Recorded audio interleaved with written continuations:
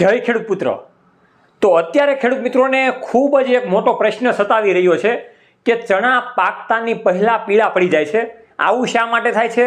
ઘણા બધા ખેડૂત મિત્રો તો એવું પણ કહી રહ્યા છે કે અમે માર્કેટમાંથી દવા લઈને એનો છંટકાવ કરીએ છીએ, છતાં પણ અમને કાંઈ રિઝલ્ટ નથી મળતું, છતાં પણ ચણા જે પીળા પડે છે એ પીળા પડતા જાય છે, એક પણ પ્રકારના લીલા નથી થતા અને ચણાને પાકવાનો સમય તો હજી વાર છે, 1 મહિનાની વાર હોય કે પછી 25 દિવસની વાર હોય એવી રીતના। તો આજના વિડીયોમાં એ ખાસ માહિતી મેળવવાની છે કે ભાઈ ચણા પીળા શા માટે પડે છે અને આ પીળા પડે તો કેવા કેવા પ્રકારની દવા છાંટવી જોઈએ કે ના છાંટવી જોઈએ એની તમામ માહિતીની વાતચીત કરવાની છે। બીજું કે ટેકાના ભાવ વિશેની પણ આપણે વાતચીત કરવાની છે કે ચણાના ટેકાના ભાવ અત્યારે ખેડૂત મિત્રોને કેટલા મળવાના છે અને કેટલા મળવા જોઈએ, જેથી કરીને ફોર્મ ભરવાની ખેડૂત મિત્રોને ખબર પડે અને ક્યારે ફોર્મ ભરવાની પ્રક્રિયા ચાલુ થવાની છે એની પણ આપણને ખબર પડી શકે। તો આ વિડીયોને છેલ્લે સુધી જોજો અને આવી અવનવી માહિતી જો તમને મજા આવતી હોય તો નીચે સબસ્ક્રાઇબનું બટન છે, ફેસબુકમાં ફોલોનું બટન છે, એને દબાવીને આપણા પ્લેટફોર્મને સબસ્ક્રાઇબ કરી દેજો। હું છું તમારી સાથે સાગર રાસડિયા, ખેડૂત પુત્ર।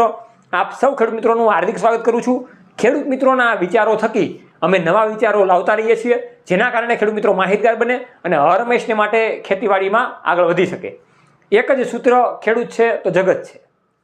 હવે ચણા પાકતા નથી પણ પીળા પડી જાય છે। હજી ચણાને પાકવાના દિવસો આપણે ગણીએ તો 1 મહિનાની વાર હોય છે, 25 દિવસની વાર હોય છે, આવું ઘણી રીતે ઘણા બધા ખેડૂત મિત્રો વિચારે છે।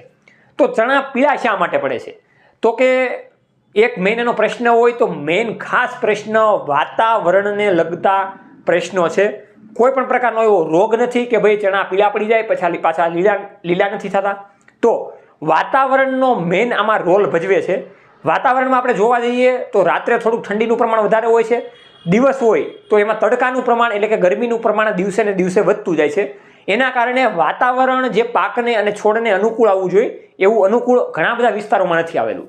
સૌરાષ્ટ્રના એવા વિસ્તારો આપણે વાત કરીએ તો અમરેલીના વિસ્તારમાં પણ એવું થયું છે, બાબરા સાઈડ પણ એવું થયેલું છે, આમ જેતપુર બાજુ પણ એવા પ્રશ્નો જોવા મળે છે, ગોંડલ બાજુ જોવા મળે છે, આ બાજુ રાજકોટ હોય, સરદાર હોય, પછી વાંકાનેરને આજુબાજુને લગતા હોય, બોટાદ બાજુ હોય, તો આવા ઘણી બધી જગ્યાએ આ પ્રમાણેની સમસ્યાઓ જોવા મળે છે। તો મેઇન એ વાતાવરણના કારણે છે। તો ઘણા બધા ખેડૂત મિત્રો માર્કેટમાંથી દવા લઈને અંધાધૂંધ હજારો રૂપિયાની દવાનો છંટકાવ કરે છે। તો એ કરવો જોઈએ કે ના કરવો જોઈએ એવું ખેડૂત મિત્રોનું પૂછવું છે। તો એમાં એ પણ જણાવવાનું કે એક પણ પ્રકારની દવાનો આમાં છંટકાવ કરવાની જરૂર નથી, કેમ કે જે પ્રશ્ન વાતાવરણથી સોલ્યુશન નથી થતો એ કોઈ પણ દવાથી પણ નથી થવાનો, એટલા માટે એમાં ખર્ચો આપણો વધી જાય એવું કાંઈ આપણે કરવાની જરૂર નથી। બીજી વસ્તુ એ છે કે ભાઈ ચણાનું ઉત્પાદન કેવું મળવાનું છે? તો ઘણા બધા ખેડૂત મિત્રોના અભિપ્રાય પ્રમાણે એવું લાગે છે ફિલ્ડમાંથી એના જવાબો મળતા કે ચણાનું ઉત્પાદન ગયા વર્ષે જે પ્રમાણે સારું એવું થયેલું હતું એ પ્રમાણે આ વર્ષે ચણાની રંગત સારી હતી પણ છેલ્લા દિવસોમાં ચણા આ રીતના બગડવાનું ચાલુ થઈ ગયેલું છે। એટલા માટે ઘણા બધા ખેડૂત મિત્રોનું કહેવું એવું છે કે ભાઈ ઉત્પાદન થોડુંક મહત્તમ ઓછું આવવાની ગણતરી છે, એટલે એ પણ એક પ્રશ્ન આપણને સતાવે છે।